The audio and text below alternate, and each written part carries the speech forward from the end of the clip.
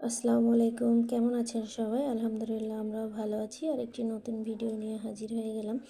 আজ যশোরের সকাল থেকে রোদের দেখা নাই, 12টার দিকে গুড়ি গুড়ি বৃষ্টিও হচ্ছিল, যার জন্য মনে হলো আজ খিচুড়ি খাওয়ার উপযুক্ত সময়। যেই ভাবা সেই কাজ, উপর থেকে নিচে এসে খিচুড়ি চাপিয়ে দিলাম। আমার বাসায় সবাই খুবই খিচুড়ি পছন্দ করে, যার জন্য প্রায়ই আমি খিচুড়ি রান্না করি। প্রেশার কুকারে খিচুড়ি রান্না করলে কম সময়ে হয়েও যায় এবং খিচুড়িগুলো অনেক বেশি ঝরঝরা এবং মজাও হয়।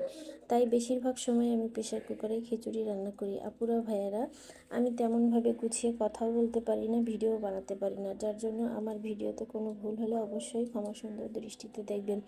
আপনারা খিচুড়িটা দেখে বুঝতেই পারছেন খিচুড়িটা কত বেশি লোভনীয় এবং মজা হয়েছিল।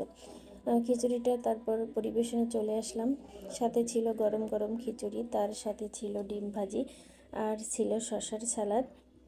সাথে ছিল 2টা শুকনো মরিচ, পেঁয়াজ, সরিষার তেল, লবণ দিয়ে মাখানো একটি ভর্তা।